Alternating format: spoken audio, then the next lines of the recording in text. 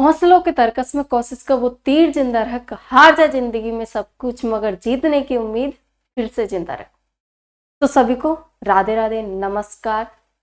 तो आज की जो क्लास है, और आज की क्लास हमारी इतिहास और कल्चर से संबंधित रहने वाली है, यानी इतिहास और कल्चर, राजस्थान का जो इतिहास है और कल्चर से रिलेटेड क्वेश्चनों के बारे में आज की क्लास में हम बात करेंगे। तो आज की क्लास आपके लिए सबसे महत्वपूर्ण क्लास है, तो एक बार सभी जुड़ जाइए, क्लास को लाइक और शेयर कर दीजिए अपने दोस्तों के साथ में और क्वेश्चनों का आंसर दीजिए।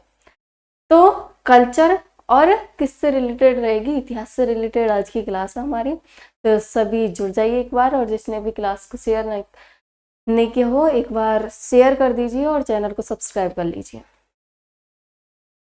देखिए फर्स्ट क्वेश्चन आपको स्लाइड पे दिखाई दे रहा होगा आज की क्लास का, और फर्स्ट क्वेश्चन को देखिए और आंसर दीजिए। और ये जो क्लास है वो आपके लिए आने वाले समस्त एग्जाम, यानी जैसे रेट के एग्जाम हो गया आपकी फरवरी में, सेकंड ग्रेड की एग्जाम है और फोर्थ ग्रेड की भी वैकेंसी आने वाली है। तो 2025 जो आने वाली है उसमें राजस्थान में वैकेंसियों का दौर है और स्टार्ट हो जाएगी एकदम से। तो शुरू करते हैं आज की क्लास। और फर्स्ट क्वेश्चन है, फर्स्ट क्वेश्चन का आंसर दीजिए, क्या हो जाएगा बताइए। फर्स्ट क्वेश्चन का आंसर दीजिए। एन कलर, रेड कलर दिखाई देता है, बताइए क्या कहा जाता है क्वेश्चन में। राजस्थान के एकीकरण के अंतिम चरण के बारे में निम्नलिखित कथनों में से कौन से सत्य है। अजमेर मेरवाड़ा क्षेत्र को राजस्थान में सम्मिलित किया गया, पहला। दूसरा, सिरोंज का विलय राजस्थान में किया गया। तीसरा है, आबू एवं भीलवाड़ा को राजस्थान में सम्मिलित किया गया। और चौथा है, मत्स्य संघ को राजस्थान में सम्मिलित किया गया। सही उत्तर यानी उत्तर का चयन करना। तो आपको राइट आंसर बताना है, इसमें राइट आंसर क्या हो जाएगा बताइए क्या होगा। केवल एक और दो सही है, या केवल एक, दो और तीन सही है, या केवल एक और तीन सही है, या फिर उपयुक्त सभी, कौन सा इसमें राइट आंसर होगा। देखिए तो क्या कहा जा रहा है, इसमें राजस्थान के एकीकरण की बात की जा रही है, और राजस्थान का जो एकीकरण हुआ था, एकीकरण और राजस्थान के एकीकरण ये कितने चरणों में पूर्ण हुआ था, 7। तो राजस्थान के एकीकरण में 7 चरण।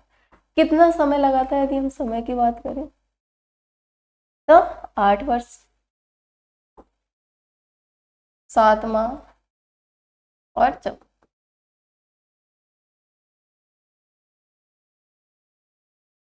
8 वर्ष 7 माह और 14 दिन का इसमें समय लगा था। यहाँ पर बात की जा रही है अंतिम चरण की, यानी अंतिम चरण, और अंतिम चरण कौन सा था, अंतिम चरण यानी 1 नवंबर 1956, 1 नवंबर 1956। इसमें क्या किया गया था, तो 1 नवंबर 1956 को, 1 नवंबर 1956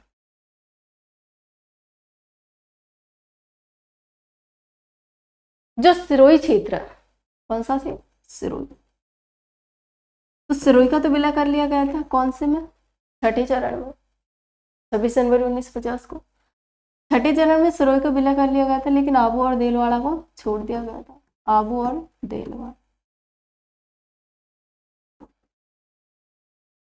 आबू और देलवाड़ा। तो ये जो आबू और देलवाड़ा जिनको छठे चरण में विलय नहीं किया गया था, सिरोही का विलय कर लिया गया था छठे चरण में, तो आबू और देलवाड़ा का जो विलय किया गया था वो कौन से चरण में किया गया था, 7वें चरण में। और एक जो केंद्र शासित प्रदेश है राजस्थान में, अजमेर मेरवाड़ा, अजमेर मेरवाड़ा। तो अजमेर मेरवाड़ा जो क्षेत्र है, अजमेर मेरवाड़ा, इसका विलय कब किया गया, 1 नवंबर 1956 को किया गया था। इसके साथ साथ में झालावाड़ का क्षेत्र, सिरोंज, जो सिरोंज क्षेत्र है, सिरोंज, सिरोंज, इस सिरोंज क्षेत्र का विलय कहां पर किया गया, मध्य प्रदेश में, कहां पर कर दिया गया, मध्य प्रदेश में। जबकि यहाँ का जो मध्य प्रदेश का एक क्षेत्र है सुनील टप्पा, और इसका विलय कहां पर किया गया, राजस्थान में। तो जो सिरोंज क्षेत्र है वो तो कहाँ पर दे दिया गया था, सिरोंज क्षेत्र का विलय मध्य प्रदेश में किया गया था, जबकि मध्य प्रदेश का सुनील टब्बा उसका जो विलय है वो कहाँ पर किया गया, राजस्थान में किया गया। तो 1 नवंबर 1956 और 1 नवंबर 1956 को राजस्थान का अंतिम चरण था राजस्थान से। अब देखिए यहाँ पर आबू और देलवाड़ा का विलय किया गया था, अजमेर मेरवाड़ा का विलय किया गया था, सिरंज का मध्य प्रदेश में विलय कर दिया गया था, सुनील टब्बा का राजस्थान में विलय कर लिया गया था। और यहाँ पर जो राज प्रमुख बनाए जाते थे, राज प्रमुख यानी राज का जो प्रमुख होता था राज प्रमुख, उसके पद को समाप्त कर दिया गया और इसकी जगह पर राज्यपाल पद का क्या किया गया था, सृजन किया गया। आप बता दीजिए इसमें से अजमेर मेरवाड़ा क्षेत्र को राजस्थान में सम्मिलित किया गया था। बिल्कुल, अजमेर मेरवाड़ा जो क्षेत्र है उसका राजस्थान में विलय किया गया था 1 नवंबर 1956 में अंतिम चरण में। सिरोंज का विलय राजस्थान में किया गया था, सिरोंज का विलय है एमपी में किया गया था, लेकिन एमपी का जो सुनील टब्बा क्षेत्र है उसका विलय कहाँ पर किया गया था, राजस्थान में किया गया था। आबू देलवाड़ा को राजस्थान में सम्मिलित किया गया था, बिल्कुल आबू और देलवाड़ा को राजस्थान में विलय किया गया था। तो कौन सा कथन सही है, देख लीजिए फर्स्ट और थर्ड। एक और इसमें मत्स्य संघ को राजस्थान में सम्मिलित किया गया था। देखिए जो मत्स्य संघ है ये राजस्थान में सम्मिलित कब किया गया था, 5वें चरण, 5वां चरण। और ये 5वां चरण 15 मई 1949। तो 15 मई 1949 को जो मत्स्य संघ है उसको किस में मिलाया गया था, मत्स्य संघ पहला। तो मत्स्य संघ फर्स्ट एकीकरण का जो प्रथम चरण था उसे मत्स्य संघ नाम दिया गया था और उसे 5वें चरण में मिलाया गया था 15 मई 1949 को। तो ये भी रॉन्ग हो जाएगा। यानी कौन सा सही है, अब देख लीजिए फर्स्ट और थर्ड जिसमें आ रहा है वही राइट आंसर हो जाएगा, फर्स्ट और थर्ड यानी थर्ड ऑप्शन। तो थर्ड ऑप्शन एकदम राइट आंसर हो जाएगा। नेक्स्ट क्वेश्चन की तरफ बढ़ते हैं और नेक्स्ट क्वेश्चन देखिए, ये राजस्थान का एकीकरण से क्वेश्चन है। नेक्स्ट क्वेश्चन देखिए और ऐसे क्वेश्चन वर्तमान में पूछे जाते हैं।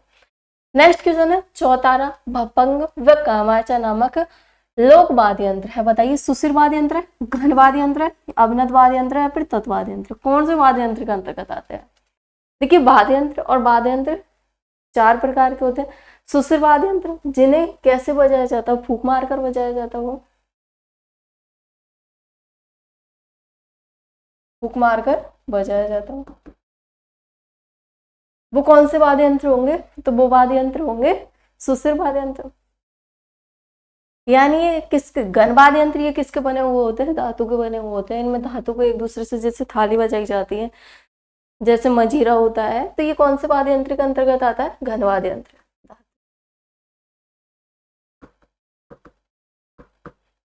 अवनत वाद्य यंत्र इसकी एक या दोनों साइड होती है, वो चमड़े की होती है, जैसे ढोलक वगैरह है, तो ये किस में आते हैं, अवनत वाद्य यंत्र में, चमड़े। तत्वाद्य यंत्र जिन्हें तारों की सहायता से बजाया जाता है, तार।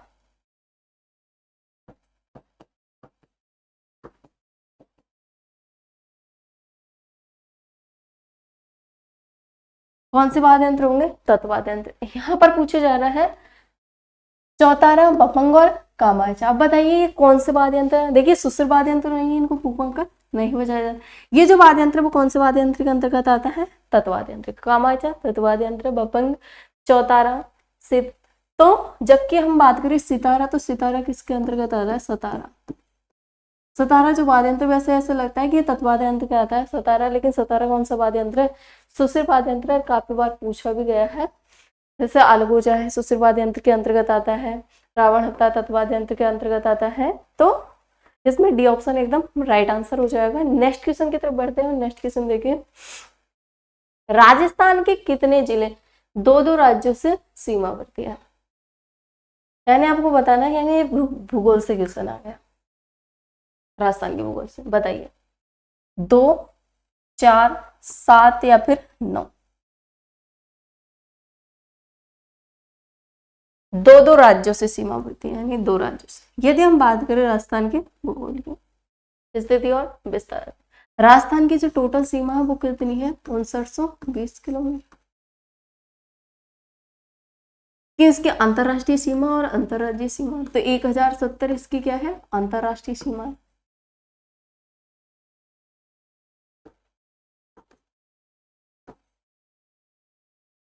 अंतरराष्ट्रीय सीमा। जबकि यदि हम बात करें तो 4850, ये कौन सी सीमा, अंतरराज्यीय।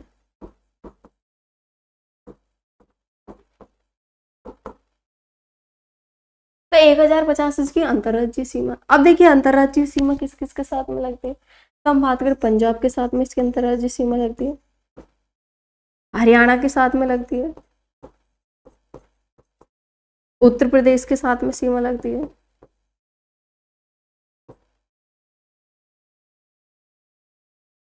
मध्य प्रदेश के साथ में सीमा लगती है, और गुजरात के साथ में सीमा लगती है, गुजरात के साथ में लगती है। और अंतरराष्ट्रीय सीमा लगती है वो एक ही राष्ट्र के साथ में लगती है, यानी एक ही देश के साथ में लगती है, वो लगती है पाकिस्तान। पाकिस्तान पाकिस्तान के साथ में। अब देखिए पंजाब के साथ में सीमा लगती है, पंजाब के साथ में कितनी लगती है, 39 किलोमीटर। हरियाणा के साथ में लगती है 1262 किलोमीटर। उत्तर प्रदेश की यदि हम बात करें तो उत्तर प्रदेश के साथ में कितनी सीमा लगती है, तो 877 सीमा लगती है। मध्य प्रदेश की बात करें तो सर्वाधिक सीमा लगती है मध्य प्रदेश के साथ में, कितनी लगती है, 1600 किलोमीटर। गुजरात की बात करें तो कितनी लगती है, 1022 किलोमीटर।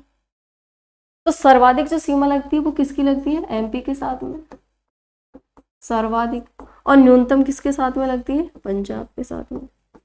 न्यूनतम किसके साथ में लगती है, पंजाब के साथ में। अब देखिए पंजाब के साथ में दो जिले सीमा लगाते हैं, गंगानगर और हनुमानगढ़। अब देखिए हनुमानगढ़ ऐसा जिला है जो पंजाब और हरियाणा के साथ में सीमा लगाता है, हनुमानगढ़।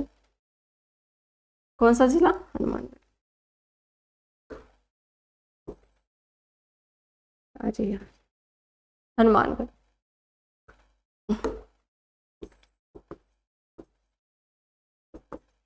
अब यदि हम बात करें उत्तर प्रदेश, और यहाँ पर बात की जा रही है दो राज्यों के साथ में, तो पंजाब और हरियाणा के साथ में हनुमानगढ़ सीमा लगाता है।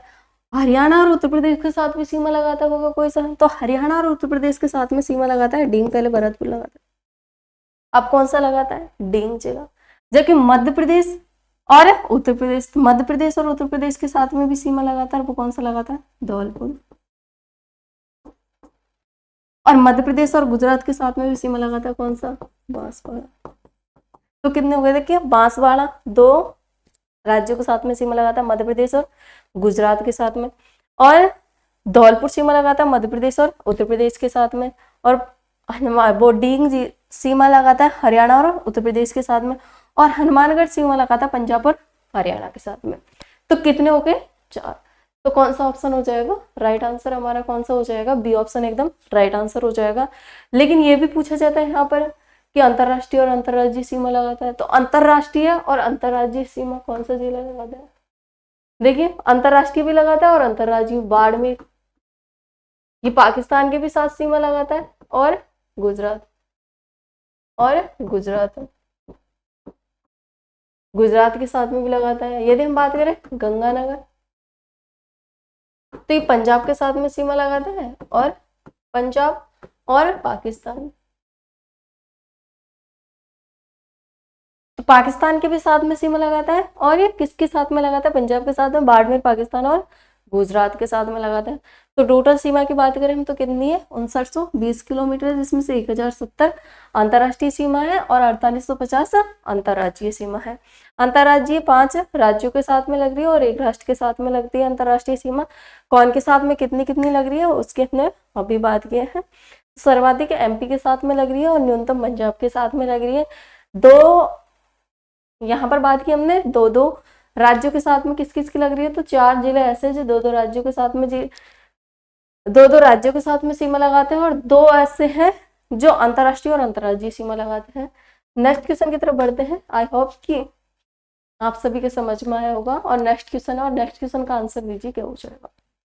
खानवा के युद्ध में निम्न में से किसने राणा सांगा का पक्ष बदलकर बाबर का साथ दिया था, बताएं।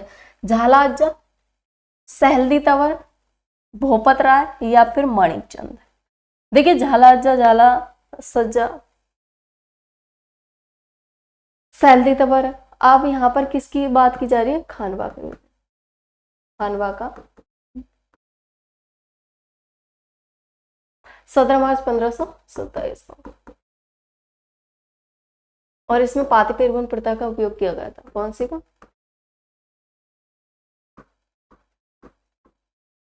पाती-पेरवन प्रथा।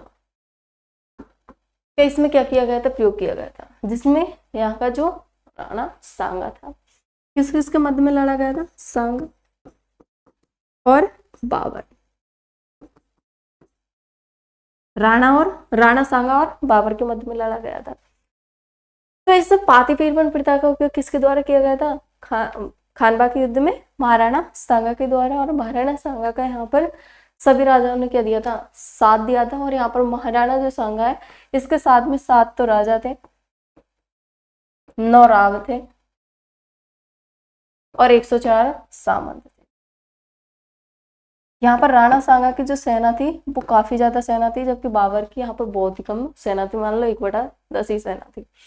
तो 10 गुना सेना थी किसकी? महाराणा सांगा की। फिर भी इसकी क्या हुई थी? यहाँ पर हार हुई थी। और विजय किसकी हुई थी? यहाँ पर बाबर की विजय हुई।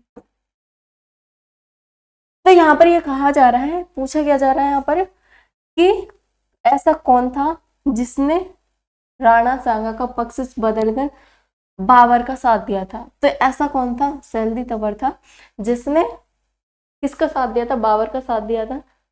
तो यहाँ पर बी ऑप्शन एकदम राइट आंसर हो जाए। और खानवा का युद्ध ये महत्वपूर्ण युद्ध है जो पूछा जाता है कि खानवा का युद्ध कब हुआ था, किस किसके मध्य में हुआ था। नेक्स्ट क्वेश्चन की तरफ बढ़ते हैं और नेक्स्ट क्वेश्चन देखिए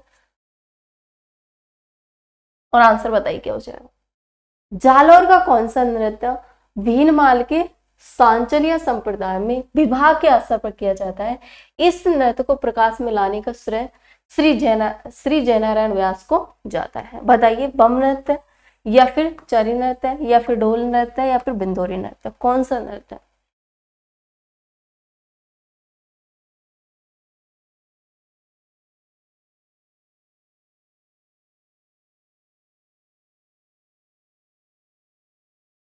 देखिए, यदि हम बम नृत्य की बात करें तो बम नृत्य ये नई फसल के आने की खुशी में किया जाता है।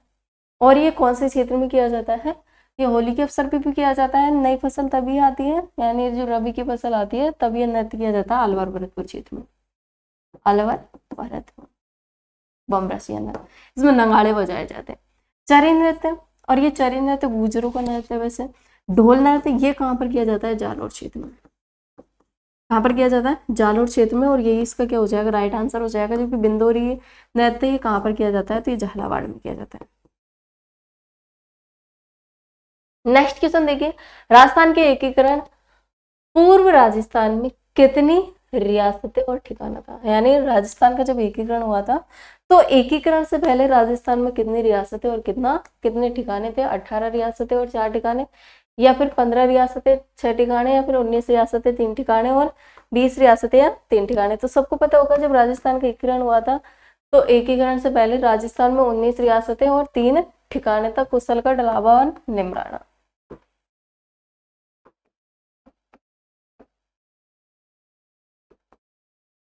और निमराना, यानी 3 ठिकाने थे और 19 रियासतें थी और एक केंद्र शासित प्रदेश था अजमेर मेरवाड़ा। अजमेर मेरवाड़ा।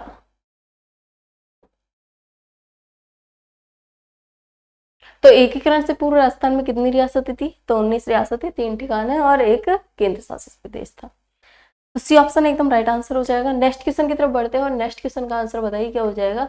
राणा उदय सिंह के संदर्भ में निम्नलिखित कथनों पर विचार कीजिए। इन्होंने 1559 ईस्वी में उदयपुर शहर की स्थापना की थी। इसके शासनकाल में चित्तौड़ पर अकबर का आक्रमण हुआ था। इसकी छतरी गोगुंदा में बनी हुई है। उपयुक्त कथनों में से कौन सा असत्य कथन है? यानी आपको क्या बताना। अब देखिए यहाँ पर इसको भी पढ़ना जरूरी है, सत्य और असत्य कथन। इसमें पूछा जा रहा असत्य कथन, तो इसमें से कौन सा असत्य कथन है ये आपको बताना है उदय सिंह के संदर्भ में।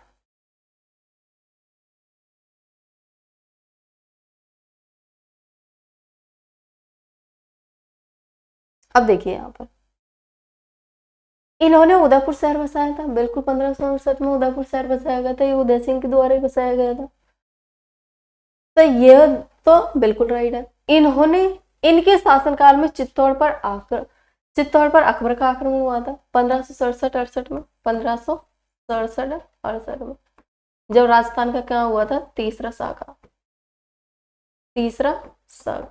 तो राजस्थान का तीसरा शाखा कब हुआ था, 1567-68 में। और इस समय यहाँ के शासक कौन थे, उदय सिंह। अकबर ने आक्रमण किया था, अकबर।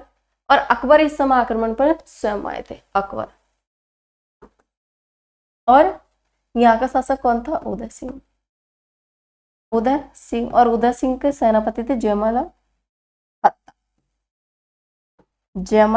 और फत्ता। यहाँ पर फत्ता की बीवी फूल कंवर के द्वारा क्या किया गया था, फूल कंवर। फत्ता की पत्नी फूल कंवर के द्वारा क्या किया गया था, यहाँ पर जोर किया गया था। और जयमल मेरदिया यहाँ इसका भतीजा था वीर कल्लाजी राठौड़।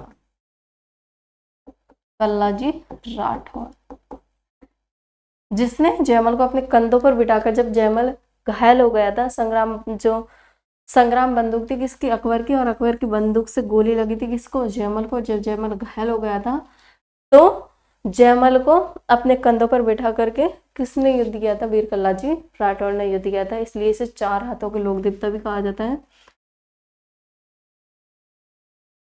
4 हाथों के लोक देवता। किसे, वीर कल्लाजी राठौड़ को। तो यहाँ पर इसकी छतरी घोगुंदाम बनी हुई है, जो इसकी छतरी है उदय सिंह की, वो घोगुंदाम बनी हुई है, बिल्कुल। तो यहाँ पे तो तीनों ही कथन सत्य है। यहाँ पर पूछा जा रहा है असत्य, तो असत्य कथन तो कोई सा भी नहीं है इसमें। देखिए केवल 1 और 2, केवल 1 2 3, इसमें असत्य कथन कोई सा भी नहीं है। इसका मतलब इसमें एक और ऑप्शन जोड़ना पड़ेगा, यानी ई, इनमें से कोई नहीं।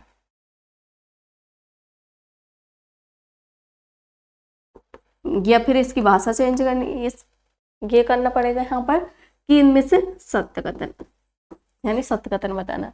तो तीनों ही राइट है, यानी बी ऑप्शन लगा सकते हैं।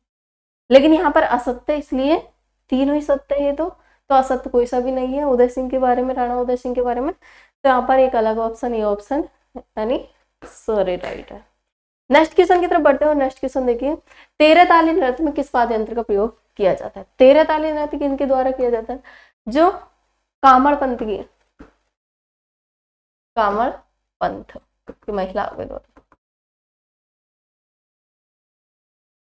द्वारा क्या किया जाता है, 13 ताली नृत्य किया जाता है। और ये जो नृत्य किया जाता है, इसका जो उद्भव हुआ था वो पाली से हुआ था, पादर लगा पाली से हुआ था। और ये जो नृत्य है वो बैठकर किया जाता है, बैठकर किया जाता है। और कामड़िया पंथ के लोगों के द्वारा, यानी रामदेव जी के भक्तों के द्वारा।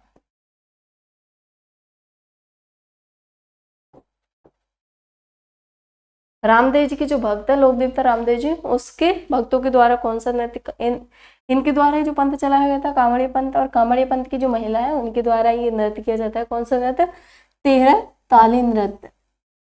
और इसमें कौन से वाद्य यंत्र का उपयोग किया जाता है, तो इसमें मंजीरा वाद्य यंत्र का उपयोग किया जाता है, यानी डी ऑप्शन यहाँ पर एकदम राइट आंसर हो जाएगा। नेक्स्ट क्वेश्चन की तरफ बढ़ते हैं। नेक्स्ट क्वेश्चन देखिए, अगला क्वेश्चन है और आंसर बताइए क्या हो जाएगा। डॉक्टर ग्रियर्सन ने अपनी पुस्तक लिंग्विस्टिक सर्वे ऑफ इंडिया में राजस्थानी बोलियों को मुख्य समूह में विभाजित किया है। यानी इसने अपनी पुस्तक कौन सी, लिंग्विस्टिक सर्वे ऑफ इंडिया।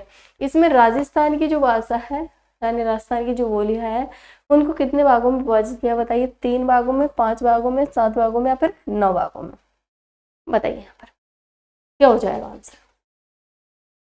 देखिए राजस्थानी भाषा है, इनको दो के द्वारा ही विभाजित किया गया। एक तो डॉक्टर अब्राहम गियर्सन और एक ना लीजी पियो तेस्सीतोरे।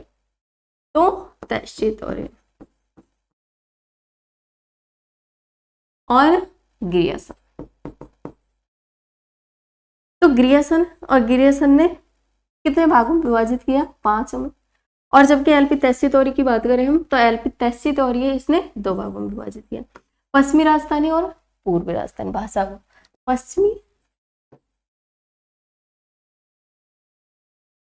पश्चिमी राजस्थानी और पूर्वी राजस्थानी कितने भागों में विभाजित किया, 2 पश्चिमी राजस्थानी और पूर्वी राजस्थानी। जो पश्चिम में बोली जाती है वो पश्चिमी राजस्थानी, और जो पूर्व में बोली जाती है वो पूर्वी राजस्थानी। जैसे मारवाड़ी है, ये कहाँ पर बोली जाती है, पश्चिम में बोली जाती है। मेवात है, पूर्व में बोली जाती है, पूर्वी बोली। दो बोली यानी पश्चिमी और पूर्वी दो भागों में विभाजित किया तक्षशितौरी ने। जबकि हमें ग्रियर्सन की बात करें तो इन्होंने 5 भागों में विभाजित किया। पश्चिमी राजस्थानी,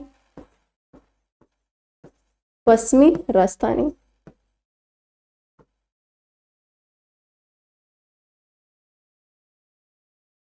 उत्तर पूर्वी राजस्थानी,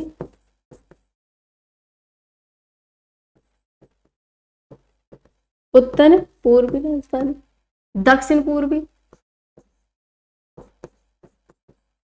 दक्षिण पूर्वी राजस्थानी,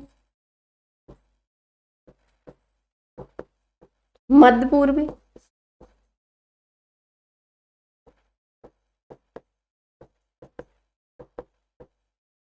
और एक दक्षिणी, दक्षिणी राजस्थानी।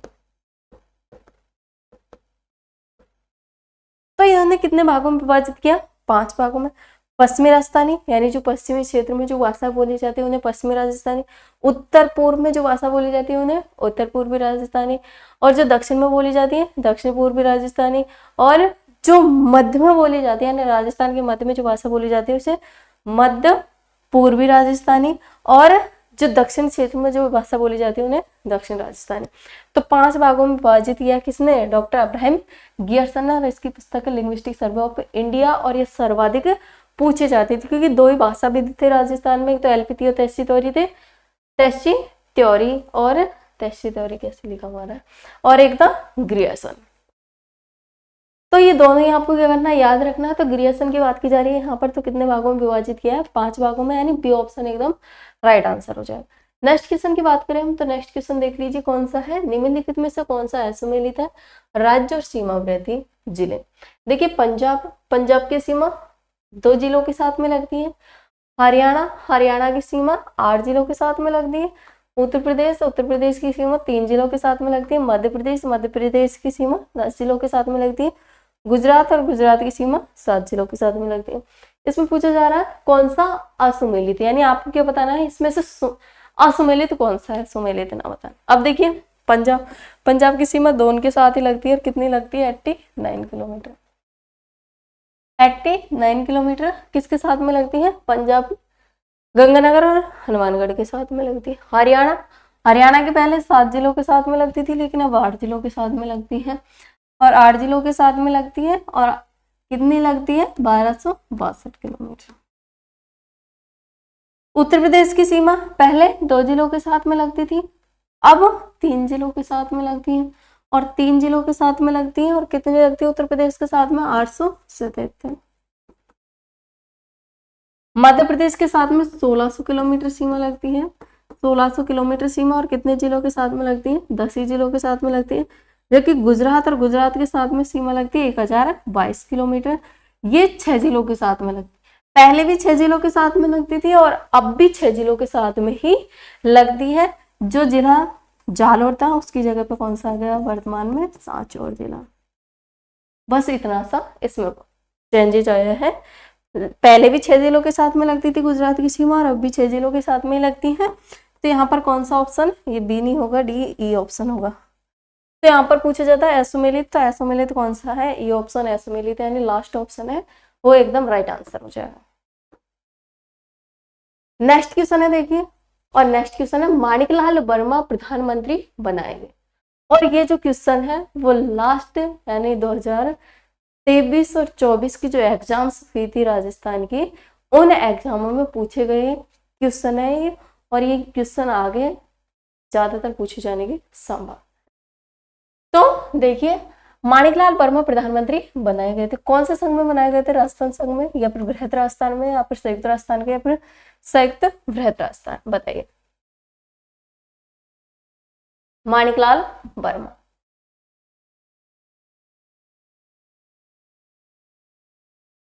अब देखिए यदि हम बात करें माणिकलाल वर्मा यानी प्रथम चरण कब हुआ था? 1948। दूसरा चरण की यदि हम बात करें तो दूसरा चरण कब हुआ था? 25 मार्च को। 25 मार्च 1948। तीसरा चरण, 7 चरणों में हुआ था राजस्थान का एकीकरण, तो तीसरा चरण कौन सा है? तो तीसरा चरण है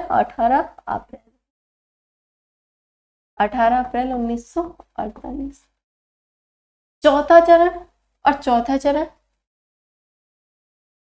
30 मार्च 1949। पांचवा चरण 15 मई 1949। छठा चरण 26 जनवरी 1950। और सातवां जो चरण था वो 1 नवंबर 1956। अब इसमें बात की जा रही है, देखिए एक तो उद्घाटन करता, एक राज्य प्रमुख, और एक आपको याद रखना है प्रधानमंत्री। अब देखिए पहला चरण और यहाँ प्रधानमंत्री की बात की जा रही है, तो पहला चरण में प्रधानमंत्री बनाया गया था कुमावत, शोभाराम कुमावत, शोभा। दूसरा बताया गया था गोकुललाल असावा, दूसरा चरण। तीसरा चरण में किसको बनाया गया था? तीसरा चरण में बनाया गया माणिकलाल वर्मा। और चौथे चरण में बनाया गया था हीरालाल शास्त्री।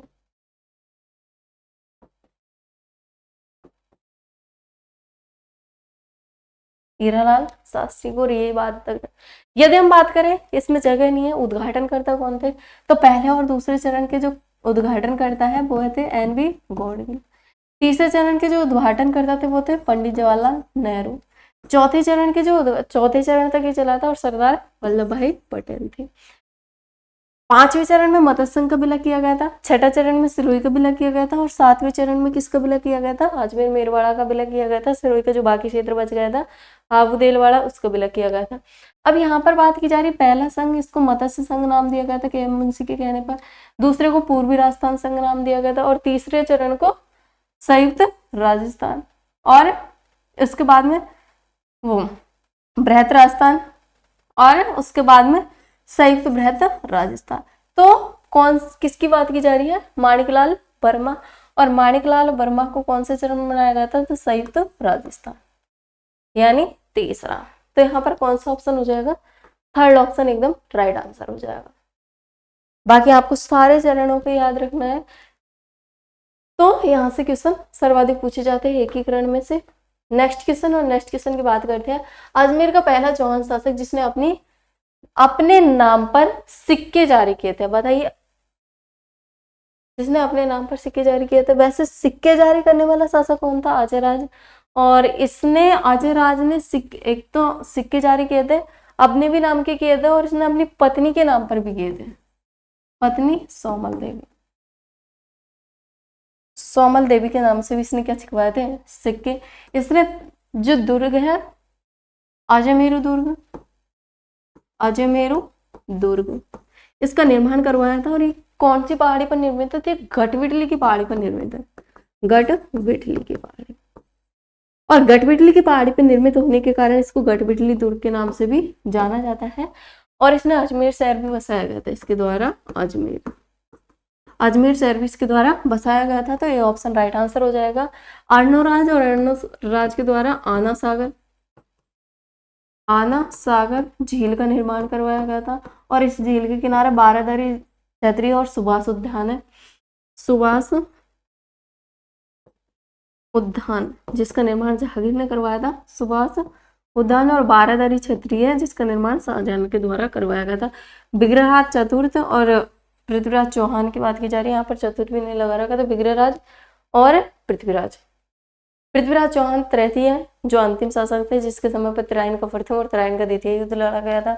विग्रहराज चतुर्थ की यदि हम बात करें तो ये मध्यकालीन जो चौहान था उसका स्वर्णिम काल कहा जाता है। हरिकेली नाटक की रचना की थी, जिसके द्वारा संस्कृत पाठशाला का निर्माण करवाया गया था। और उस पाठशाला को तोड़वाकर मोहम्मद गोरी का जो दास था गुलाम कुतुबुद्दीन ऐबक जिसे अजमेर का साम्राज्य सौंप कर गया था, और उसने इसका जो पाठशाला थी उससे, इसके द्वारा जो बनवाई गई पाठशाला थी उसे तोड़वा दिया गया था, और उसकी जगह पर एक मस्जिद का निर्माण करवाया गया था जो राजस्थान की प्रथम मस्जिद है 2.5 दिन का झोपड़ा। पृथ्वीराज चौहान, सबको पता होगा कि इसका जो दरबारी कवि था पृथ्वीराज चौहान तृतीय की बात कर रहे हैं। तो पृथ्वीराज चौहान तृतीय जिसके समय पर उत्तरायण का प्रथम और द्वितीय युद्ध हुआ था, और इसके समय जो इसका सेनापति था वो सेनापति तो चामुंड रहा था, सॉरी, इसका जो दरबारी विद्वान था पृथ्वीराज भट्ट, जिसे चंद्रवरदाई के नाम से जाना जाता है। नेक्स्ट क्वेश्चन, और नेक्स्ट क्वेश्चन की बात करते हैं, निम्नलिखित में से कौन सी रियासत मत्स्य संघ में सम्मिलित नहीं थी। अब देखिए मत्स्य संघ पहला, चल मत्स्य संघ के मुंशी के कहने पर नाम दिया गया था 18 मार्च 1948 मत्स्य संघ नाम दिया गया था इसमें। और इसमें 4 रियासतें थी, अलवर, भरतपुर, धौलपुर और करौली। अलवर, भरतपुर, धौलपुर और करौली, ABCD ऐसे याद रख सकते हैं हम, ABCD। तो इसमें जो उद्घाटन करता थे इसके वो कौन थे, तो उद्घाटन करता थे NB गॉडगिल। इसके प्रधानमंत्री किसको बनाया गया था, प्रधानमंत्री तो सोबाराम कुमावत थे, सोबाराम कुमावत। और इसका जो राज प्रमुख बनाया गया था वो उदयभान सिंह को बनाया गया था। यहाँ पर क्या पूछा जा रहा है, निम्नलिखित में से कौन सी रियासत मत्स्य संघ में सम्मिलित नहीं थी। तो मत्स्य संघ में देखिए अलवर ही, भरतपुर ही, करौली ही, शाहपुरा नहीं था। शाहपुरा दूसरे चरण में इसका विलय किया गया था, तो यहाँ पर दूसरे चरण में शाहपुरा का विलय किया गया था, ना कि पहले चरण में। तो कौन सा ऑप्शन हो जाएगा, डी ऑप्शन ही एकदम राइट आंसर हो जाएगा। और नेक्स्ट क्वेश्चन की तरफ बढ़ते हैं, और नेक्स्ट क्वेश्चन देखिए 1857 ईस्वी में कोटा विद्रोह का नेता कौन था। अब देखिए 1857 की क्रांति की बात की जा रही है, और 1857 की क्रांति की राजस्थान में यदि हम बात करें तो कब से शुरू हुई थी, 28 मई से। ये राजस्थान स्तर पर भी चली थी, भारत स्तर पर भी चली थी। भारत में स्टार्ट हो गई थी ये 10 मई को, और ये हुई थी मेरठ छावनी से 10 मई 1857 को। 10 मई 1857 कहाँ से स्टार्ट हुई थी, मेरठ छावनी से, मेरठ छावनी से स्टार्ट हुई। जबकि हम बात करें 28 मई को राजस्थान में स्टार्ट हो गई, और राजस्थान में जो स्टार्ट हुई थी 10 मई 1857 से स्टार्ट हुई थी। और ये कहाँ से हुई थी, नसीराबाद से,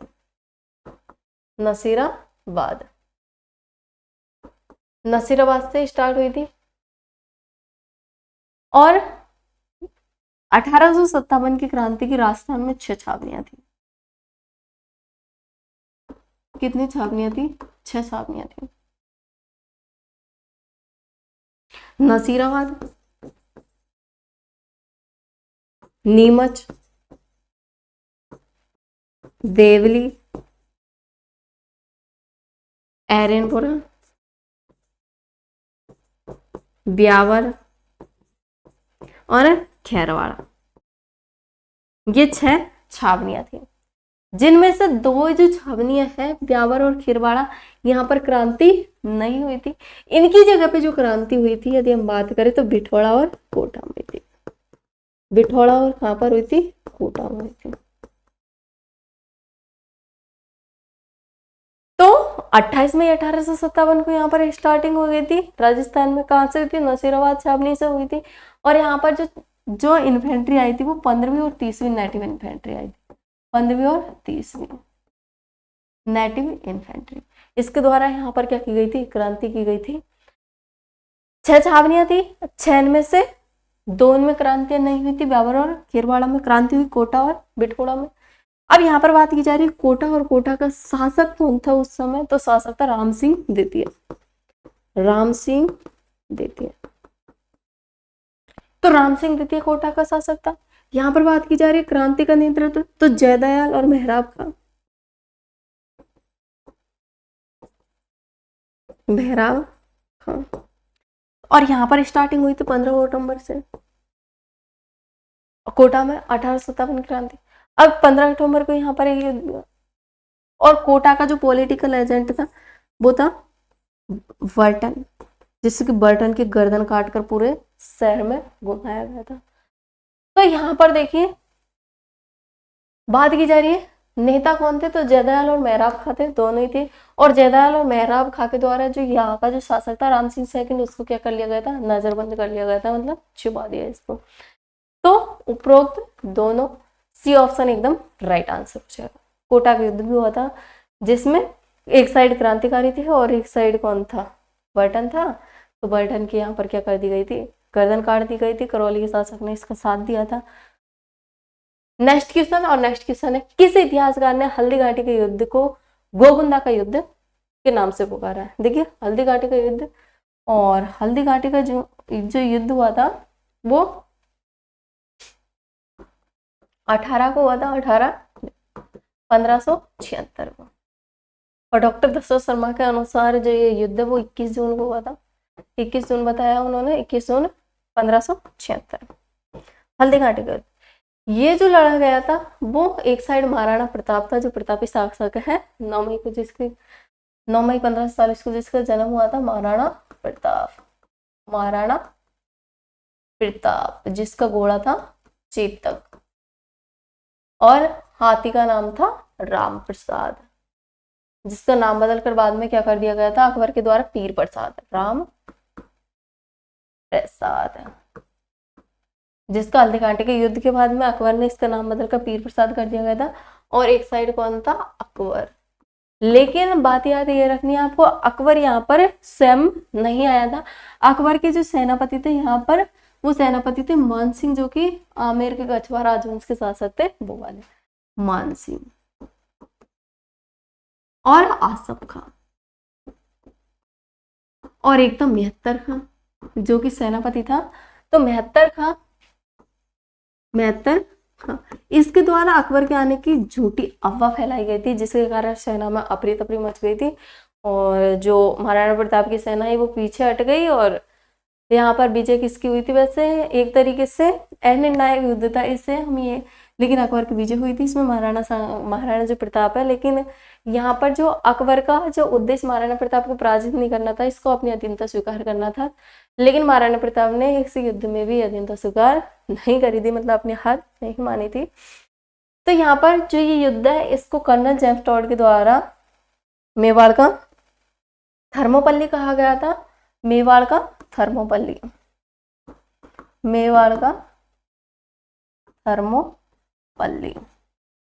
तो मेवाड़ का थर्मोपल्ली किसके द्वारा कहा गया था, ये कर्नल जेम्स टॉड।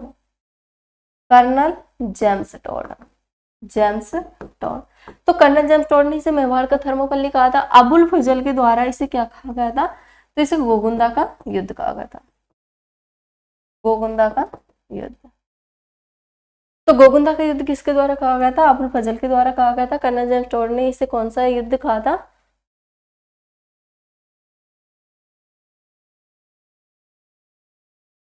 अबुल फजल ने इसे खमनौर का युद्ध कहा था, खमनौर का युद्ध। तो खमनौर का युद्ध किसने कहा था, अबुल फजल ने कहा था। और कर्नल जेम्स टॉड ने इसे कौन सा युद्ध कहा था, कर्नल जेम्स टॉड ने इसे मेवाड़ का थर्मोपल्ली कहा था। और जो बदायूं है, बदायूं इसने इसे गोगुंदा का युद्ध कहा था, गोगुंदा का युद्ध। और यहाँ पर यही पूछा जा रहा है कि गोगुंदा का युद्ध किसके द्वारा कहा गया था, तो बदायूं के द्वारा इसे गोगुंदा का युद्ध कहा गया। बदायूं के द्वारा अबुल फजल के द्वारा इसे क्या कहा गया था, अबुल फजल के द्वारा खमनौर का युद्ध कहा गया। और जो कर्नल जेम्स टॉड है इसके द्वारा इसे मेवाड़ का थर्मोपल्ली कहा गया था। कौन से युद्ध को, तो हल्दी घाटी का युद्ध है। तो हल्दी घाटी का युद्ध जो किस किस के मध्य में लड़ा गया था, प्रताप, और जो प्रताप महाप्रतापी शासक माना जाता है, जिसे राजस्थान का गौरव कहा जाता है। और आज की क्लास हमारी यहीं पर समाप्त होती है। यदि क्लास सभी को पसंद आई हो तो क्लास को ज़्यादा से ज़्यादा शेयर करें अपने दोस्तों के साथ में, चैनल को सब्सक्राइब करें। थैंक यू सो मच, मिलते हैं अगली क्लास में, तब तक के लिए सभी को बाय, टेक केयर।